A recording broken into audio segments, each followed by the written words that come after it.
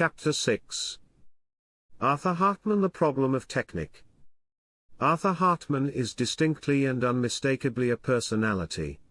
He stands out even in that circle of distinguished contemporary violinists which is so largely made up of personalities.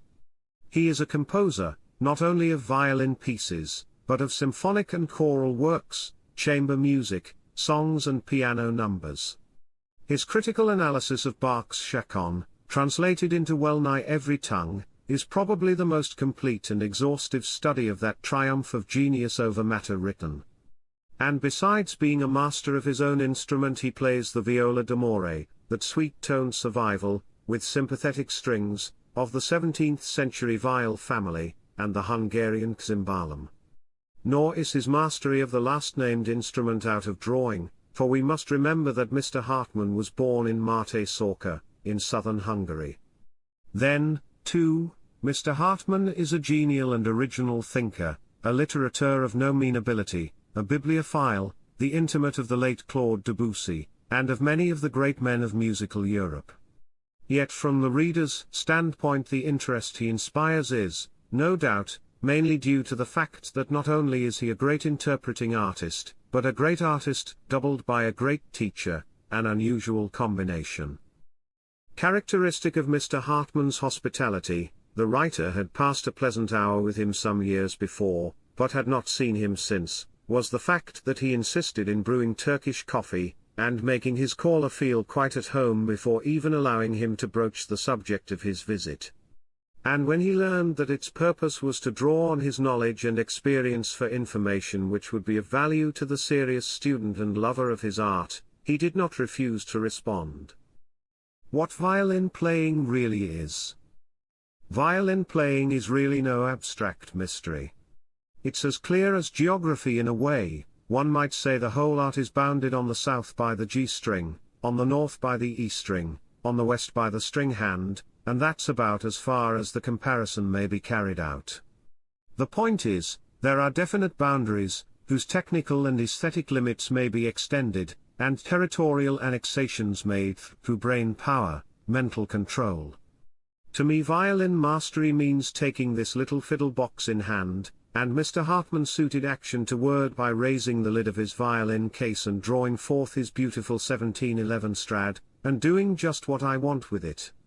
And that means having the right finger on the right place at the right time, but don't forget that to be able to do this you must have forgotten to think of your fingers as fingers. They should be simply unconscious slaves of the artist's psychic expression, absolutely subservient to his ideal. Too many people reverse the process and become slaves to their fingers. The problem of technique. Technique, for instance, in its mechanical sense, is a much exaggerated microbe of materia musica. All technique must conform to its instrument. 1. The violin was made to suit the hand, not the hand to suit the violin, hence its technique must be based on a natural logic of hand movement. The whole problem of technical control is encountered in the first change of position on the violin. If we violinists could play in but one position, there would be no technical problem. The solution of this problem means, speaking broadly, the ability to play the violin, for there is only one way of playing it, with a real, full, singing violin tone. It's not a question of a method, but just a process based on pure reason, the working out of rational principles. Footnote: this is the idea which underlies my system for ear training and absolute pitch, Arthur Hartmann's system, as I call it, which I have published. A.H. What is the secret of this singing tone? Well, you may call it a secret, for many of my pupils have no inkling of it when they first come here, though it seems very much of an open secret to me. The finished beauty of the violin voice is a round, sustained, absolutely smooth cantabile tone. Now, Mr. Hartmann took up his Strad. I'll play you the scale of G as the average violin student plays it. You see, each slide from one tone to the next, a break, a rosary of lurches. How can there be a round, harmonious tone when the fingers progress by jerks? Shifting position must not be a continuous movement of effort, but a continuous movement in which effort and relaxation, that of dead weight, alternate. As an illustration, when we walk we do not consciously set down one foot, and then swing forward the other foot and leg with a jerk. The forward movement is smooth, unconscious, coordinated. In putting the foot forward it carries the weight of the entire body, the movement becomes a matter of instinct.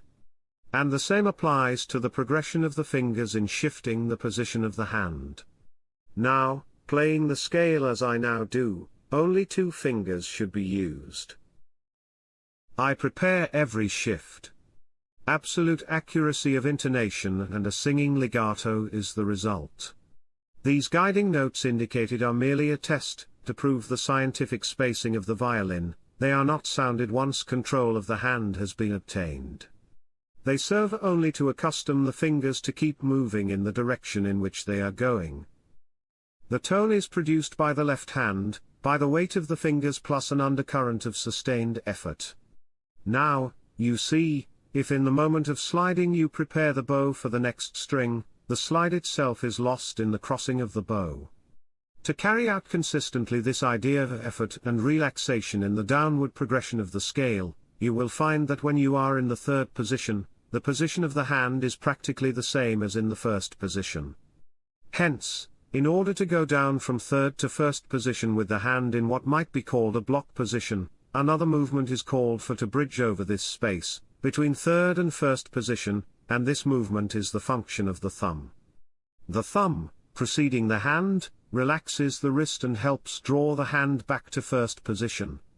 But great care must be taken that the thumb is not moved until the 1st finger will have been played, otherwise there will be a tendency to flatten. In the illustration the indication for the thumb is placed after the note played by the 1st finger. The inviolable law of beautiful playing is that there must be no angles. As I have shown you, right and left hand coordinate.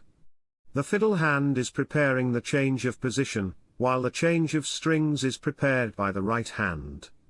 And always the slides in the left hand are prepared by the last played finger. The last played finger is the true guide to smooth progression, just as the bow hand prepares the slides in the last played bowing.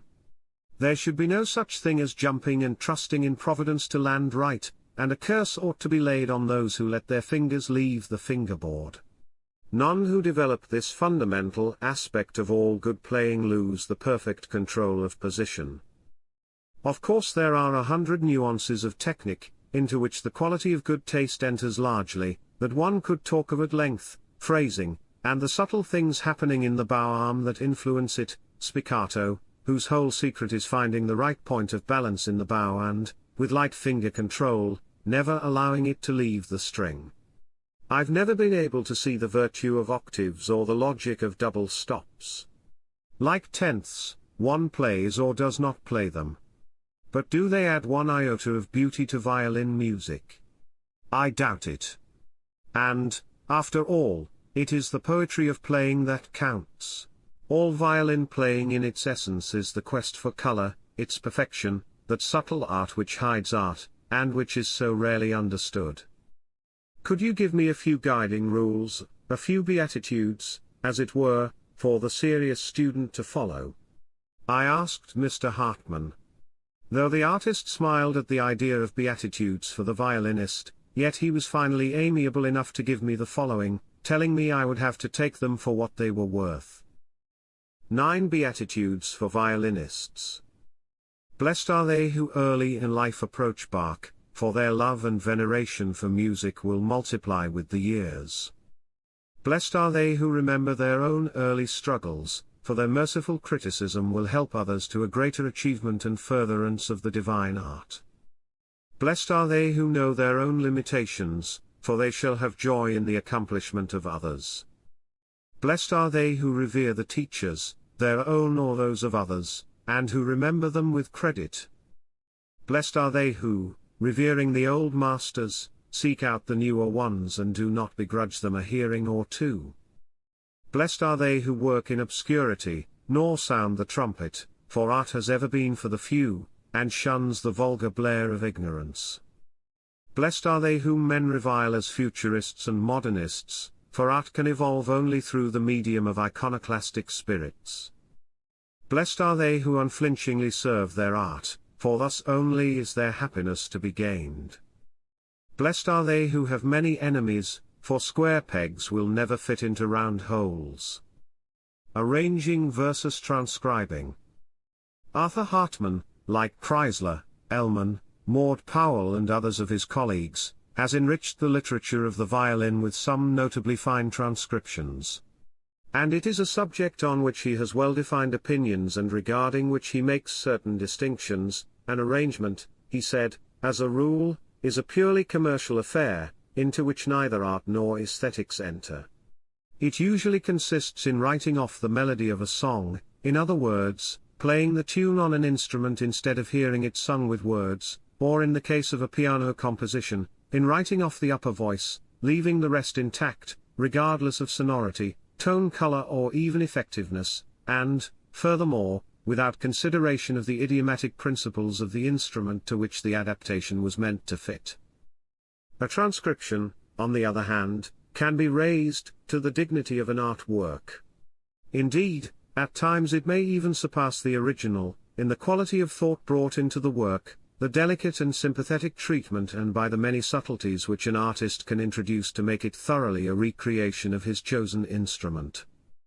It is the transcriber's privilege, providing he be sufficiently the artist, to approach the personality of another artist with reverence, to donate his own gifts of ingenuity, and to exercise his judgment in either adding, omitting, harmonically or otherwise embellishing the work, while preserving the original idea and characteristics, so as to thoroughly recreate it, so completely destroying the very sensing of the original timbre that one involuntarily exclaims, truly, this never was anything but a violin piece. It is this, the blending and fusion of two personalities in the achievement of an art ideal, that is the result of a true adaptation. Among the transcriptions I have most enjoyed making were those of Debussy's Il pleut dans mon cœur, and La fille aux cheveux de lin. Debussy was my cherished friend, and they represent a labor of love. Though Debussy was not, generally speaking, an advocate of transcriptions, he liked these, and I remember when I first played La fille aux cheveux de lin for him, and came to a bit of counterpoint I had introduced in the violin melody, whistling the harmonics, he nodded approvingly with a pas bête ça. Not stupid, that? Debussy's poem for violin. Debussy came near writing a violin piece for me once. Continued Mr. Hartman, and brought out a folio containing letters the great impressionist had written him. They were a delightful revelation of the human side of Debussy's character, and Mr. Hartman kindly consented to the quotation of one bearing on the poem for violin which Debussy had promised to write for him, and which, alas, owing to his illness and other reasons, never actually came to be written. Dear friend, of course I am working a great deal now, because I feel the need of writing music, and would find it difficult to build an aeroplane, yet at times music is ill-natured, even toward those who love her most. Then I take my little daughter and my hat and go walking in the Bois de Boulogne, where one meets people who have come from afar to bore themselves in Paris. I think of you, I might even say I am in need of you, assume an air of exaltation and bow, if you please. As to the poem for violin, you may rest assured that I will write it. Only at the present moment I am so preoccupied with the fall of the House of Usher. They talked too much to me about it. I'll have to put an end to all that or I will go mad. Once more I want to write it, and above all on your account. And I believe you will be the only one to play the poem. Others will attempt it, and then quickly return to the Mendelssohn Concerto. Believe me always your sincere friend, Claude Debussy. He never did write it, said Mr. Hartman, but it was not for want of goodwill. As to other transcriptions, I have never done any that I did not feel instinctively would make good fiddle pieces, such as MacDowell's To a Wild Rose and others of his compositions.